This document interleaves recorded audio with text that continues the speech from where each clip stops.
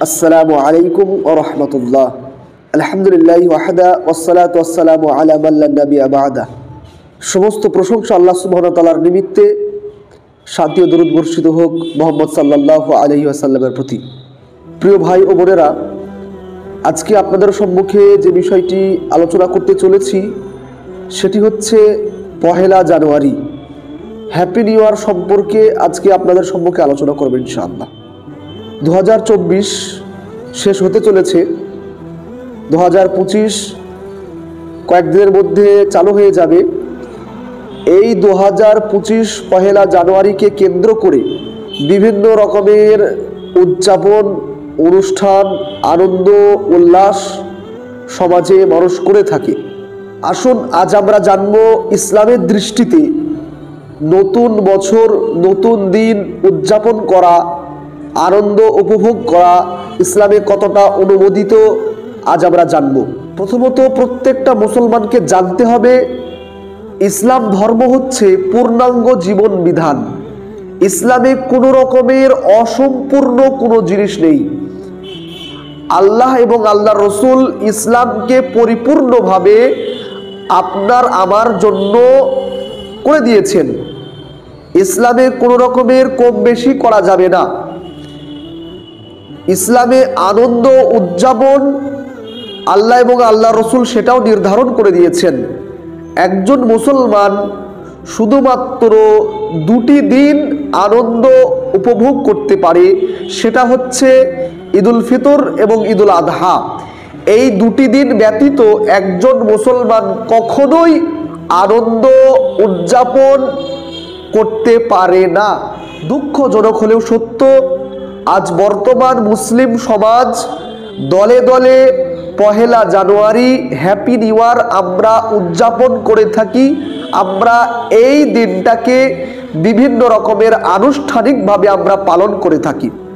আদেও আপনি আমি জানি না এই পহেলা জানুয়ারি, হ্যাপি নিউ ইয়ার, নতুন বছর কেন করা হয়, এই দিনটাকে কিসের জন্য আনন্দ উদযাপন করা হয়, কবে থেকে চালু হয়েছে, এটা আপনি আমি জানি না। পহেলা জানুয়ারি উদযাপন, নতুন বছর উদযাপন করা, এটা এসেছে অমুসলিম মুশরিকদের কাছ থেকে। মুশরিকদের ধারণা প্রথম বছর, প্রথম দিন যদি আনন্দের সাথে কাটানো হয় তাহলে তার গোটা বছরটা আনন্দের সাথে কাটবে। নাউযুবিল্লাহ, কত খারাপ ধারণা! একজন মুসলমানের জন্য এই ধারণা পোষণ করা একেবারেই হারাম। একজন মানুষ যদি বছরের প্রথম দিনটা যদি আনন্দের সাথে উপভোগ করতে পারে তাহলে তার গোটা বছরটা আনন্দের সাথে কাটবে। এটা একেবারে শিরকিয়াত ধারণা। একজন মুসলমান সে কখনোই অমুসলিমদের কালচার পালন করতে পারে না। আল্লাহ সুবহানাহু ওয়া তাআলা তিনি পবিত্র কোরআনে তিনি বলছেন, সূরা আল ইমরান 3 নম্বর সূরা আয়াত নম্বর 85, ওয়া মান ইয়াবতাগি গায়রাল ইসলামে দীনান ফালা ইউকবালা মিনহু।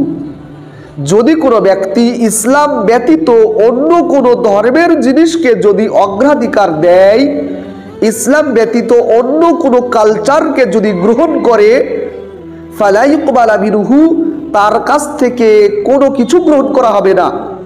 ওয়া হুয়া ফিল আখিরাতি মিনাল খাসিরিন, সেই ব্যক্তি আখিরাতে ক্ষতিগ্রস্তর মধ্যে থাকবে। আল্লাহ সুবহানাহু ওয়া তাআলা তিনি এই আয়াতে বলছেন, যদি কোনো ব্যক্তি ইসলাম ব্যতীত অন্য কোনো ধর্মের জিনিসকে, অন্য কোনো ধর্মের কালচারকে যদি মেনে চলে, অন্য কোনো ধর্মের রীতিনীতি যদি গ্রহণ করে, সেই ব্যক্তির কাছ থেকে কোনো রকমের আমল গ্রহণ করা হবে না এবং সেই ব্যক্তি আখিরাতে ক্ষতিগ্রস্ত হবে। আল্লাহ রাসূল সাল্লাল্লাহু আলাইহি ওয়াসাল্লাম তিনি হাদিসের মধ্যে বর্ণনা করেছেন, মান তাশাব্বাহা বিকওমিন ফাহুয়া মিনহুম। যদি কোনো ব্যক্তি কোনো জাতির অনুকরণ করে, কোনো জাতির কালচারকে গ্রহণ করে, মেনে চলে, তাহলে সেই ব্যক্তি সেই জাতির একজন।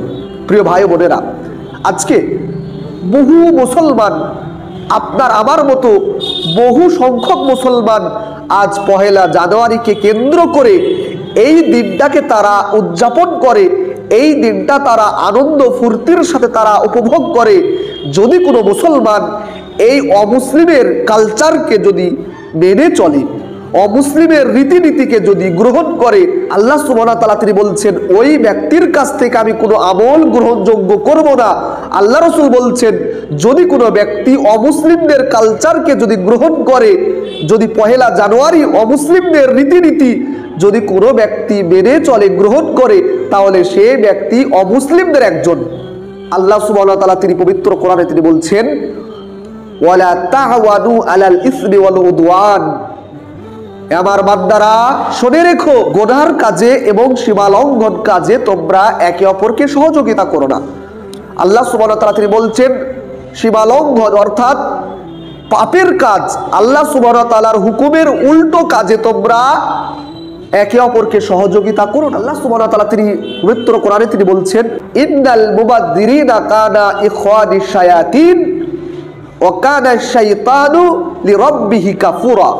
আল্লাহ সুবহানাহু ওয়া তাআলা তিনি বলছেন যে নিশ্চয় অপচয়কারী হচ্ছে শয়তানের বন্ধু এবং শয়তান সে আল্লাহ তাআলার নাশুকুরকারী একজন। প্রিয় ভাই বোনেরা, আজকে আপনি আমি আপনার আমার সন্তান একজন মুসলমান এই সীমালঙ্ঘন কাজ, হারাম কাজে তারা উদযাপন করছে, হারাম কাজটা তারা পালন করছে এবং তারা অপচয় পয়সা নষ্ট করছে।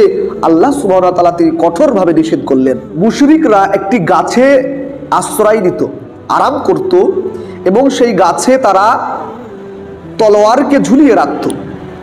এটা দেখে সাহাবারা আল্লাহ রাসূল সাল্লাল্লাহু আলাইহি ওয়াসাল্লামকে বললেন যে আল্লাহ রাসূল আপনি আমাদের জন্য একটি গাছ নির্ধারণ করে দেন যে গাছের কাছে আমরা আরাম করব, গাছে তলোয়ার ঝুলিয়ে রাখবো। আল্লাহ রাসূল তিনি বললেন আল্লাহু আকবার, ছি ছি তোমরা কি বলো? আরে তোমরা তো মুসার কওম বনি ইসরাইলের মতো কথা বলছো। তারা মুসা আলাইহিস সালামকে তারা বলেছিল যে মুসা, মুশরিকরা তারা অনেক মাবুদের পূজা করে, আপনি আমাদের জন্য একটা মাবুদ তৈরি করে দেন।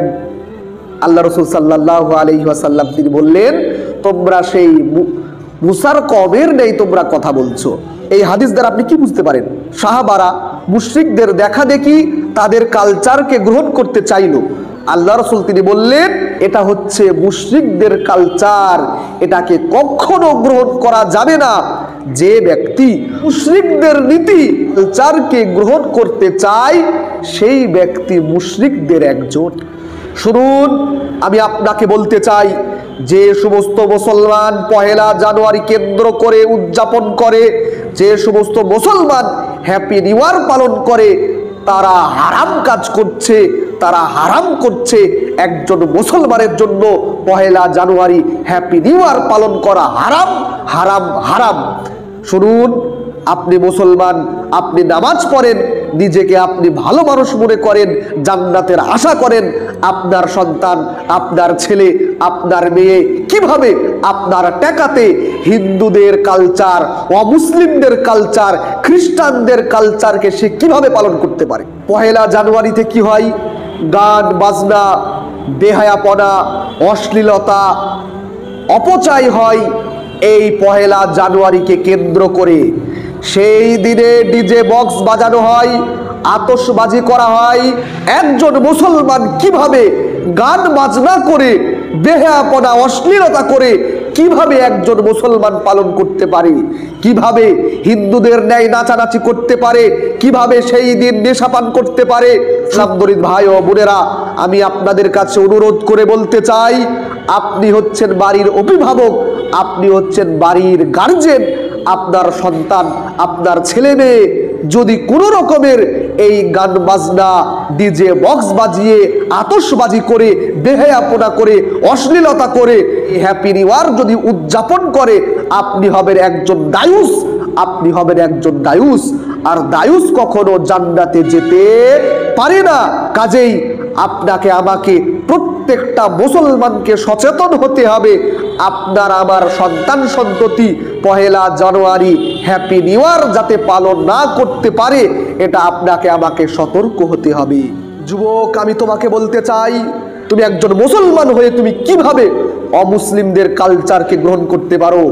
যুবক, আমি তোমাকে বলতে চাই, তুমি হারাম কাজ করে, তুমি গান বাজনা করে, তুমি নেশা করে তুমি ডিজে বক্স বেজিয়ে তুমি আল্লাহর হুকুমের বিরুদ্ধাচরণ করে তুমি নিজেকে মুসলমান বলে দাবি করো যুবক? তুমি তো নিজে হারাম কাজ করছোই করছো। তুমি সারা রাত্রি বক্স বাজিয়ে মানুষকে তুমি কষ্ট দিচ্ছ। তোমার কারণে অসুস্থ ব্যক্তিরা তারা ঘুমাতে পারে না, তোমার কারণে কোনো ব্যক্তি রাত্রিতে নামাজ পড়তে পারে না। তুমি গান বাজনা করে, নেশা করে, নাচানাচি করে, ডিজে বক্স বাজিয়ে, আতশবাজি করে নিজেকে মুসলমান বলে দাবি করো। তোমার লজ্জা হয় না? তোমার ঘৃণা হয় না? তুমি কোন কারণে নিজেকে মুসলমান বলে দাবি করো? তুমি আবার মোবাইলে তুমি স্ট্যাটাস দাও, ফেসবুকে স্ট্যাটাস দাও, তুমি হ্যাপি নিউ ইয়ার, নতুন বছর উদযাপনের তুমি স্ট্যাটাস দাও। তোমার লজ্জা হয় না যুবক? তুমি আবার শুক্রবারে মসজিদে নামাজ পড়তে যাও, আবার তুমি হিন্দুদের কালচারকে গ্রহণ করে তুমি ডিজে বক্স বাজিয়ে, তুমি নাচানাচি করে, নেশা করে তুমি হ্যাপি নিউ ইয়ার, নতুন বছর তুমি উদযাপন করো। যুবক বন্ধু আমার, পরিবর্তন হও, পরিবর্তন হও। তোমাকে পরিবর্তন হতেই হবে। এই সমস্ত কালচারকে তোমাকে পরিত্যাগ করতেই হবে। আল্লাহ রাসূল সাল্লাল্লাহু আলাইহি ওয়াসাল্লাম তিনি বলছেন, খালিফুল মুশরিকিন, তোমরা মুশরিকদের বিরোধিতা করো, তোমরা মুশরিকদের উল্টো করো, মুশরিকদের নীতিকে তুমি গ্রহণ করো না। যুবক, তুমি মুসলমান হয়ে কিভাবে তুমি মুশরিকদের রীতিনীতি তুমি কিভাবে গ্রহণ করতে পারো? যুবক, তোমার কি ভয় হয় না? তোমার কি ইসলাম মানতে ইচ্ছা করে না? তোমার কাছে কি ইসলামের হুকুম আহকামটা আগে, তা তোমার এনজয়, তোমার আমোদ প্রমোদ কোনটা আগে? আমার টাকা আমি যা ইচ্ছা তাই করছি, তাতে লোকের কি? আমার টাকা আমি খরচা করছি, আমার টাকা তো আমি যা ইচ্ছা তাই করতে পারি। একদিকে মুসলমান, ফিলিস্তিনের মুসলমান কত অত্যাচারিত, কত কষ্টে অনাহারে তারা জীবনকে অতিবাহিত করছে। আর যুবক, তুমি তোমার যৌবন কালটা, তোমার টাকা আছে, তোমার শরীর সুস্থ আছে, তুমি ভালো আছো, তুমি আমোদ প্রমোদে উদযাপনে তোমার জীবনটা অতিবাহিত করছো। যুবক, একটিবারের জন্য তোমার কি ভয় হয় না? একটিবারের জন্য তোমার বিবেকে বাঁধে না? আল্লাহ সুবহানাহু ওয়া তাআলা যখন কাল কিয়ামতের মাঠে তোমাকে জিজ্ঞাসা করবে, এই বান্দা, যৌবন কালটা কোথায় ব্যয় করেছিলে, কোথায় টাকা নষ্ট করেছিলে, বলো। কাল কিয়ামতের মাঠে আপনি আমি কি উত্তর দেব? যুবক ভাই বোনেরা, আমি তোমাদের কাছে অনুরোধ করে বলতে চাই, আল্লাহর হুকুমকে মেনে চলার চেষ্টা করো, আল্লাহকে ভয় করো, আল্লাহর হুকুমকে মেনে চলার চেষ্টা করো। এই সমস্ত কালচার, এই সমস্ত অমুসলিম হিন্দু খ্রিস্টানদের কালচারকে পরিত্যাগ করো। সমস্ত নিকৃষ্টতম কালচারকে পরিত্যাগ করতে পারলেই আমরা প্রকৃত মুসলমান হতে পারবো, নচায়েত আমরা প্রকৃত মুসলমান হতে পারবো না। পরিশেষে আমি আল্লাহ সুবহানাহু ওয়া তাআলার কাছে দোয়া করি, হে মাওলায়ে কারীম, হে আল্লাহ, আমরা যেন এই হ্যাপি নিউ ইয়ার, নতুন বছর, অমুসলিমদের কালচারকে যেন আমরা গ্রহণ না করি, এই সমস্ত পাপ কর্ম থেকে আমরা যেন বিরত থাকতে পারি, সেই তৌফিক তুমি আমাদের দান করো। আমিন। আসসালামু আলাইকুম ওয়া রাহমাতুল্লাহি ওয়া বারাকাতুহু।